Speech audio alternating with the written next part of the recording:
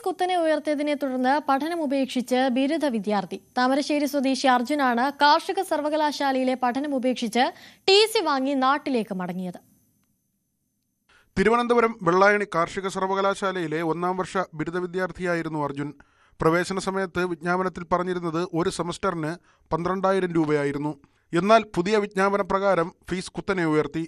Hostel fees, അനുബന്ധ ചെലവുകൾ എന്നിവ കണക്കിലെടുക്കുമ്പോൾ ഒരു വർഷം 1.5 ലക്ഷം രൂപയിലധികം ചെലവ് വരും. ഭാരിച്ച തുക കണ്ടെത്താനുള്ള സാമ്പത്തിക ശേഷിയില്ലാത്തതിനാൽ പഠനം ഉപേക്ഷിച്ച് അർജുൻ നാട്ടിലേക്ക് മടങ്ങി. യൂണിവേഴ്സിറ്റി പതിവിലുള്ള ഫീസിനെക്കാട്ടിലും 3 ഇരട്ടി ഫീസ് കൂട്ടിയിട്ടുണ്ട്. അപ്പോൾ അത് അഫോർഡ് ചെയ്യാൻ പറ്റാത്തതുകൊണ്ട് തന്നെയാണ് ഞാൻ ഇറങ്ങിയത്. ഏകദേശം ഒരു 8 സെമസ്റ്റർ പഠിക്കുമ്പോഴേക്കും ഒരു പ്രൈവറ്റ് കോളേജിൽ അടയ്ക്കേണ്ട തുക ഞാൻ ആ കോളേജിൽ അടയ്ക്കേണ്ടി വരും.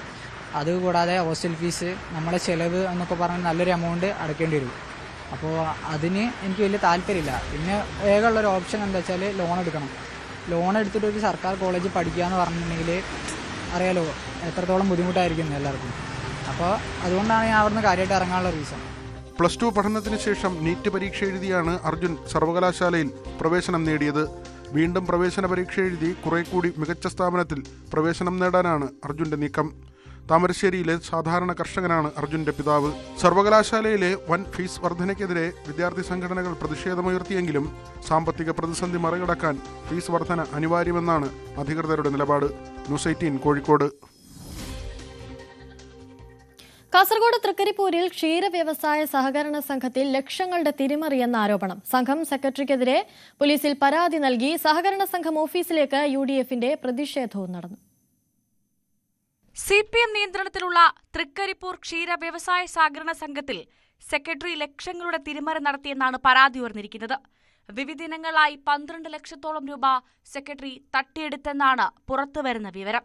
ക്ഷീര കർഷകർക്കുള്ള കാലിത്തീറ്റയുടെ ഗുണഭോക്തൃ വിഹിതമായ 6.5 ലക്ഷം രൂപ കർഷകരിൽ നിന്ന് വാങ്ങി 8 മാസത്തോളമായി കേരള ഫീഡ്സിന് നൽകിയിട്ടില്ല. സംഘം മുഖേന ശേഖരിക്കേണ്ട തുക സെക്രട്ടറി നേരിട്ട് സ്വീകരിക്കുകയായിരുന്നു.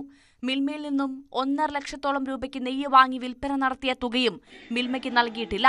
സഹകരണ സംഘം ഓഡിറ്റ് റിപ്പോർട്ട് പ്രകാരം സെക്രട്ടറി സംഘത്തിൽ അടച്ചു തീർക്കേണ്ട 3 ലക്ഷത്തിലേറെ രൂപ മാസങ്ങൾ കഴിഞ്ഞിട്ടും അടച്ചിട്ടില്ല. സംഘത്തിൽ നിന്നും 35 ചാക്ക് കാലിത്തീറ്റ വിൽപ്പന നടത്തിയ 75,000-ഓളം രൂപയും കന്നുകുട്ടി പരിപാലന പദ്ധതി പ്രകാരം പിരിച്ചെടുത്ത 20,000-ഓളം രൂപയും സംഘത്തിൽ അടയ്ക്കുവാനുണ്ട്. തിരിമറി പുറത്തുവന്നതോടെ സെക്രട്ടറി അവധിയിലാണ്. സംഭവം വിവാദമായതിന് പിന്നാലെ സംഘം ഭരണസമിതിയും നിർവഹണ ഉദ്യോഗസ്ഥയായ വെറ്റിനറി സർജനും മുഖം രക്ഷിക്കാൻ ചന്തേര പോലീസിൽ പരാതി നൽകി. എന്നാൽ സമരപരിപാടികളുമായി വിവാദം ചൂടുപിടിപ്പിക്കാനാണ് UDF തീരുമാനം. UDF തൃക്കരിപ്പൂർ പഞ്ചായത്ത് കമ്മിറ്റിയുടെ നേതൃത്വത്തിൽ ക്ഷീര വ്യവസായ സഹകരണ സംഘം ഓഫീസിലേക്ക് പശുക്കിടാവുമായി പ്രതിഷേധ മാർച്ചും ധർണയും നടത്തി. ന്യൂസ് 18 തൃക്കരിപ്പൂർ.